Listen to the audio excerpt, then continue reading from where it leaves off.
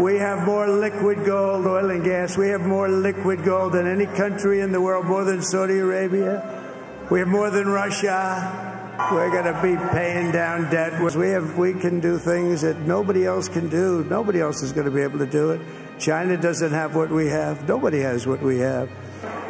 Muslim American, we had everybody, and it was beautiful. You know, we had no wars. 4 years we had no wars, except we defeated ISIS. But we had no wars. They said, he will start a war. I'm not going to start a war. I'm going to stop wars. Dengan suara lantang yang penuh percaya diri, Donald Trump kembali merebut sorotan dunia dalam pidato kemenangannya pada pemilu tahun 2024. Pidato tersebut tidak hanya mengejutkan, tetapi juga menggetarkan panggung politik global dengan klaim-klaim yang berani dan penuh tantangan. Dengan nada yang terkesan angkuh dan sombong, Trump berjanji untuk melunasi utang nasional Amerika Serikat yang kian membengkak, sebuah janji yang tak sedikit dipandang sebelah mata oleh para pengamat ekonomi. Dalam kilatan retorikanya, ia mengklaim bahwa Amerika Serikat memiliki kekayaan minyak dan gas yang jauh melampaui negara-negara seperti Arab Saudi dan Rusia, seakan-akan ingin menegaskan bahwa negeri Paman Sam ini masih menjadi raksasa energi dunia. Tak hanya berhenti di sana, Trump menembakkan kritik pedas kepada China, menyebut negara itu tak memiliki apa-apa dibandingkan dengan kekayaan yang dimiliki Amerika.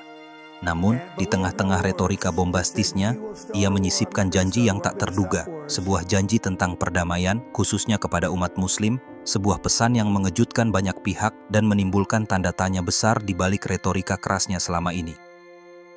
Mari kita bedah setiap pernyataan Trump secara mendalam, didukung oleh data dan fakta yang relevan.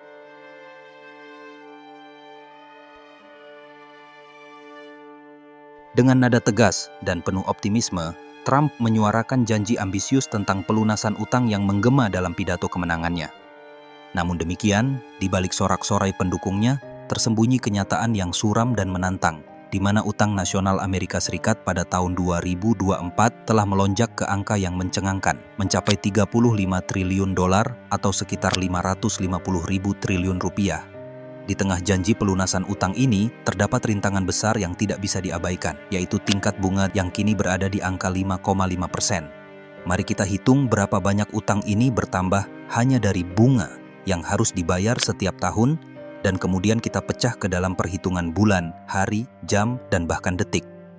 Bunga tahunan sebesar 5,5% dari utang ini saja mencapai 1.925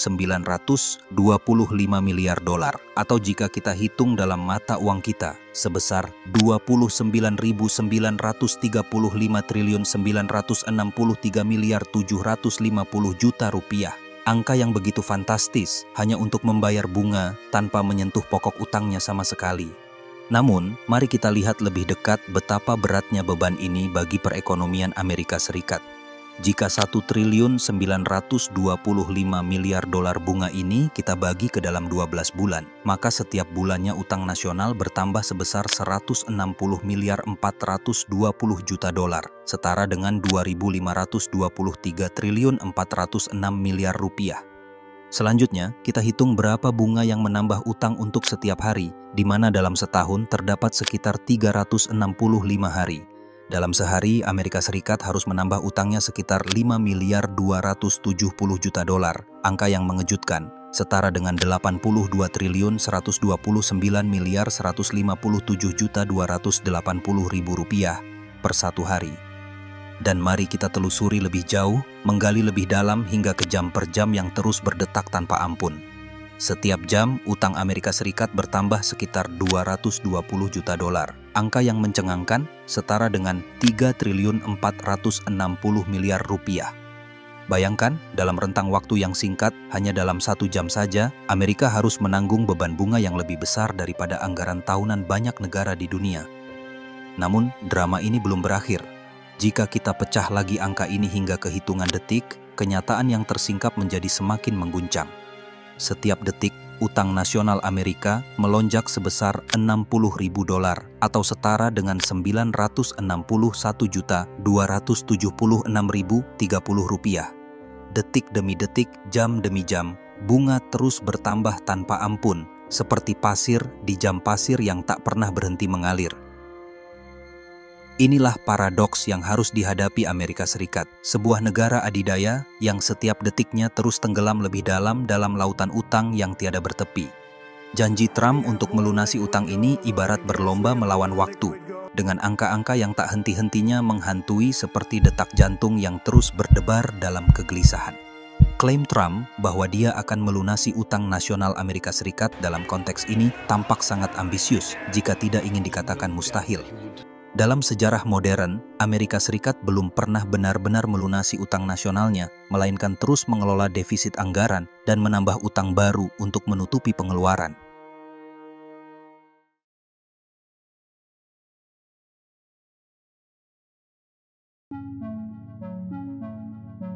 Ketika Trump dengan penuh keyakinan menyatakan bahwa Amerika Serikat memiliki lebih banyak minyak dan gas daripada negara-negara seperti Arab Saudi dan Rusia, ia tidak sepenuhnya keliru, setidaknya jika kita berbicara dalam hal volume produksi.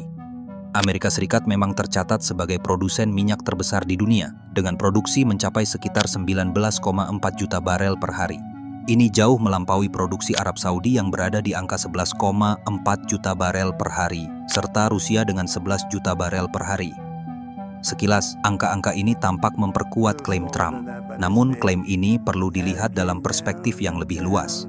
Meski Amerika memimpin dari sisi produksi, perlu dicatat bahwa cadangan minyak yang dimiliki oleh setiap negara bervariasi secara signifikan.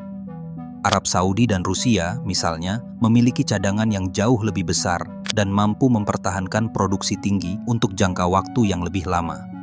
Jadi, meskipun Amerika memiliki keunggulan dalam produksi harian, pertanyaan besar yang tersisa adalah, apakah Amerika benar-benar memiliki segala-galanya seperti yang diklaim Trump, ataukah ini hanya bagian dari retorika politik yang bombastis?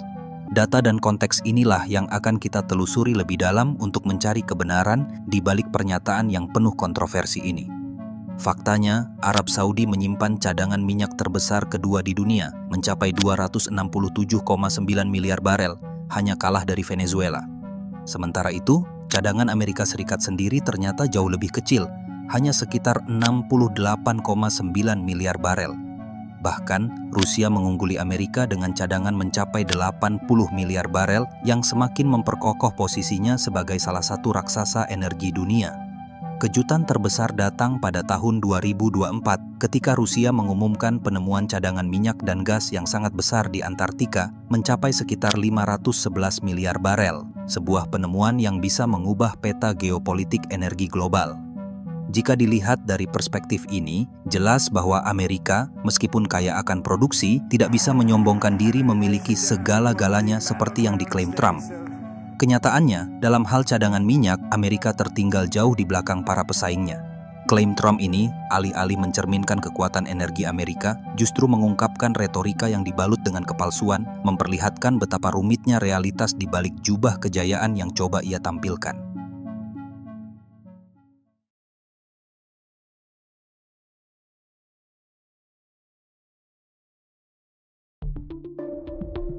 Dengan penuh kebanggaan dan suara lantang, Trump menegaskan kembali keyakinannya akan keunggulan Amerika Serikat. Pernyataan ini tidak hanya sekadar retorika belaka, tetapi juga mencerminkan sebuah keyakinan yang mengakar bahwa Amerika adalah negara yang tak tertandingi dalam berbagai aspek, mulai dari teknologi hingga kekuatan militer. Memang benar, jika kita melihat dari sisi militer, Amerika Serikat berdiri di puncak piramida kekuatan global. Dengan anggaran pertahanan tahunan yang mencapai 800 miliar dolar, Amerika Serikat menggelontorkan lebih banyak dana untuk pertahanan daripada negara manapun di dunia. Sebagai perbandingan, China yang berada di posisi kedua hanya menghabiskan sekitar 231 miliar dolar, dan Rusia bahkan lebih kecil lagi dengan sekitar 145 miliar dolar. Anggaran fantastis ini memberikan Amerika keunggulan yang luar biasa dalam hal kemampuan militer. Dari armada kapal induk yang tak tertandingi hingga teknologi senjata canggih yang hanya ada dalam mimpi negara lain. Ini adalah kekuatan yang bukan hanya soal jumlah, tetapi juga kualitas. Drone siluman, senjata hipersonik, hingga satelit militer yang bisa mengawasi setiap sudut dunia. Dengan sumber daya sebesar ini, Amerika mampu melancarkan operasi militer di seluruh penjuru bumi dalam hitungan jam, sesuatu yang tidak bisa dilakukan oleh negara lain, bahkan dengan segala ambisi yang mereka miliki. Namun demikian, di balik gemerlapnya anggaran pertahanan yang mencapai 800 miliar dolar, tersembunyi ironi pahit dari kekuatan militer Amerika Serikat. Sebagian besar dari dana besar ini tidak hanya digunakan untuk melindungi tanah air, tetapi juga dialokasikan untuk kebijakan luar negeri yang agresif serta intervensi militer yang sangat kontroversial. Salah satu contoh paling mencolok adalah penjajahan Amerika ke Irak pada tahun 2003 yang dilakukan dengan dalih keberadaan senjata pemusnah massal, sebuah senjata yang kemudian terbukti tidak pernah ada. Tragedi ini tidak hanya mengakibatkan kehancuran bagi Irak, tetapi juga meluluh lantakan ratusan warga sipil tak berdosa. Tak hanya di Irak, intervensi militer di Afghanistan yang dimulai pada tahun 2001 juga menunjukkan betapa mahalnya harga dari kebijakan luar negeri Amerika yang penuh dengan ambisi yang beringas. Dengan alasan menggulingkan Taliban dan memburu Al-Qaeda, Amerika terjebak dalam perang berkepanjangan selama lebih dari 2 dekade, merenggut nyawa ribuan warga sipil tak berdosa, dan memicu krisis kemanusiaan yang sangat parah. Jejak panjang kerusakan yang dibuat Amerika tidak berhenti di situ. Dari Libya hingga Suriah, bahkan hingga Vietnam, Amerika Serikat terus menegaskan kebrutalannya dengan mengintervensi negara-negara lain, seringkali dengan melanggar prinsip-prinsip demokrasi dan hak asasi manusia yang justru diklaim sebagai nilai yang mereka junjung tinggi. Alih-alih membawa perdamaian dan kebebasan, kebijakan ini justru hanya meninggalkan kehancuran, mewariskan penderitaan dan ketidakstabilan yang berkepanjangan. Inilah paradoks Amerika Serikat, sebuah negara yang mengklaim sebagai pelindung kebebasan dunia, tetapi di balik layar menggunakan kekuatannya untuk mengontrol, mendikte, menjajah, dan menghancurkan demi kepentingannya sendiri. Lebih ironis lagi, dari anggaran pertahanan raksasa Amerika Serikat, miliaran dolar dialirkan setiap tahunnya untuk mendukung Israel, sebuah sekutu yang terus menjadi sorotan dunia internasional. Amerika menggelontorkan dana besar-besaran untuk Iron Dome, sistem pertahanan udara yang melindungi Israel dari serangan roket, tetapi tidak ada perlindungan yang sebanding bagi rakyat Palestina yang hidup di bawah bayang-bayang ketakutan. Lebih dari sekadar sekutu, Israel telah menjadi penerima bantuan militer terbesar dari Amerika, mencapai lebih dari 3, miliar dolar per tahun. Namun ironisnya, bantuan ini justru memperkuat upaya pencaplokan wilayah Palestina, memperdalam luka sejarah, dan memicu kemarahan dunia internasional. Dengan dukungan ini, Israel semakin leluasa membangun pemukiman ilegal di tanah yang diperebutkan, melanggar resolusi internasional dan menghancurkan harapan akan perdamaian. Sementara Amerika Serikat berdiri di panggung dunia sebagai pembela hak asasi manusia, di balik layar, bantuannya justru memperkuat tangan besi yang mencengkeram wilayah Palestina. Inilah kontradiksi yang mengguncang hati nurani. Negara yang mengklaim sebagai penjaga kebebasan dan demokrasi justru mendanai penindasan dan pendudukan, memperburuk penderitaan rakyat yang telah lama terjebak dalam konflik tanpa akhir.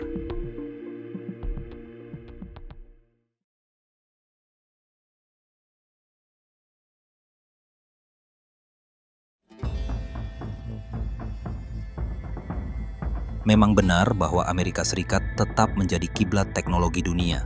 Rumah bagi raksasa seperti Apple, Google, Microsoft, dan Tesla yang mendominasi pasar global dengan inovasi tiada henti. Nama-nama ini telah menjadi simbol keunggulan Amerika dalam teknologi dan inovasi. Namun, di balik gemerlap prestasi itu, bayang-bayang Cina semakin mendekat, membawa ambisi besar yang tak terbendung. Cina tidak lagi puas hanya sebagai pengikut, tetapi kini berlari kencang untuk mengejar ketertinggalan dan bahkan menantang supremasi Amerika.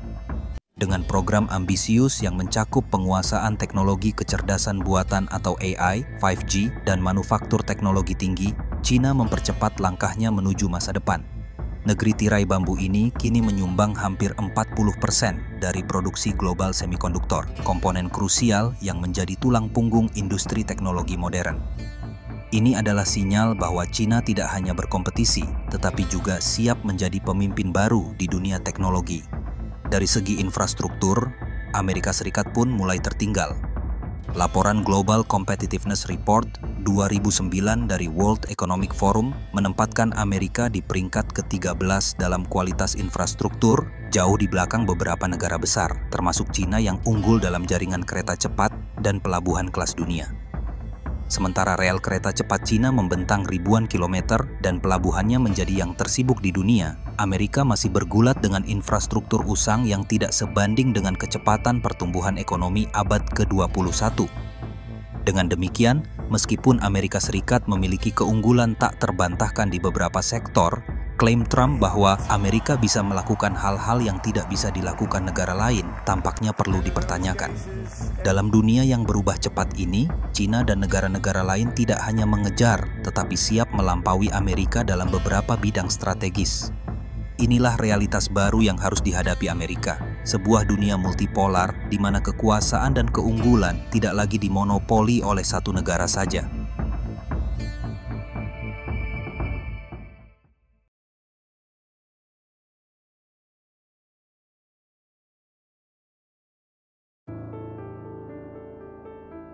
Pernyataan Trump yang mengklaim bahwa Cina tidak memiliki apa-apa, Amerika memiliki segalanya, adalah sebuah provokasi yang hiperbolis dan jauh dari kenyataan.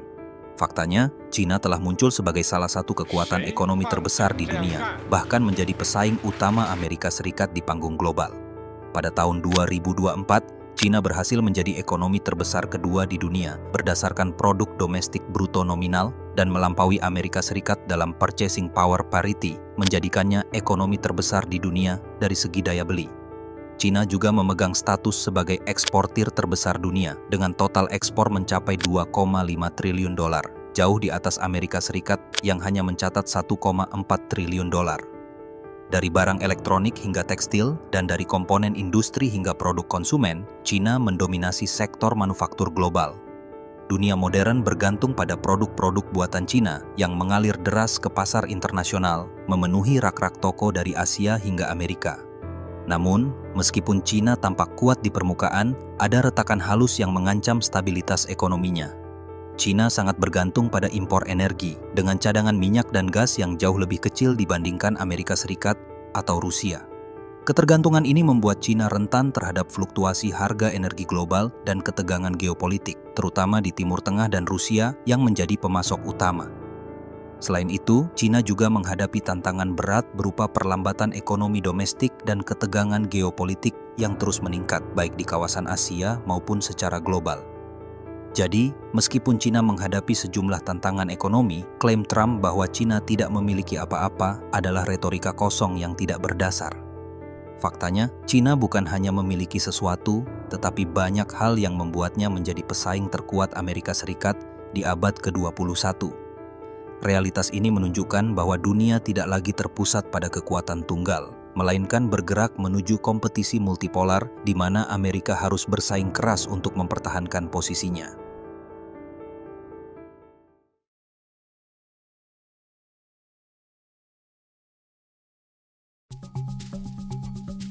Frasa emas cair yang digunakan Trump juga patut dicatat. Di sini, ia menggunakan istilah metaforis untuk minyak yang sering dianggap sebagai komoditas yang sangat berharga dan strategis. Dengan menyebut minyak sebagai emas cair, Trump berusaha menekankan betapa pentingnya sumber daya ini bagi ekonomi dan dominasi Amerika di panggung dunia. Namun demikian, penting untuk digarisbawahi bahwa ketergantungan pada sumber daya alam seperti minyak bukanlah satu-satunya penentu kekuatan suatu negara di dunia modern. Banyak negara yang kaya akan sumber daya alam, tetapi menghadapi tantangan ekonomi atau menghindari apa yang disebut sebagai kutukan sumber daya alias resource curse, di mana ketergantungan berlebihan pada satu sektor ekonomi dapat menyebabkan ketidakstabilan ekonomi dan politik. Nigeria, misalnya, memiliki cadangan minyak yang besar, tetapi bergantungnya ekonomi pada ekspor minyak mentah telah membuat negara ini rentan terhadap fluktuasi harga minyak dunia. Akibatnya, saat harga minyak anjlok, ekonomi Nigeria mengalami resesi, sementara korupsi memperburuk kondisi kesejahteraan masyarakat. Demikian pula Venezuela, salah satu negara yang memiliki cadangan minyak terbesar di dunia, mengalami krisis ekonomi yang parah setelah bertahun-tahun bergantung pada minyak sebagai sumber pendapatan utama. Sementara itu, Angola adalah contoh lain, di mana meskipun kaya akan minyak dan berlian, ketidakstabilan politik, korupsi, dan ketergantungan berlebih pada minyak telah membuat Angola sulit untuk mengembangkan sektor lain, sehingga rakyatnya tetap berada dalam cengkraman kemiskinan. Kasus-kasus ini menunjukkan bahwa kekayaan sumber daya alam tidak otomatis menjamin kemakmuran, dan negara-negara ini telah mengalami apa yang disebut sebagai kutukan sumber daya.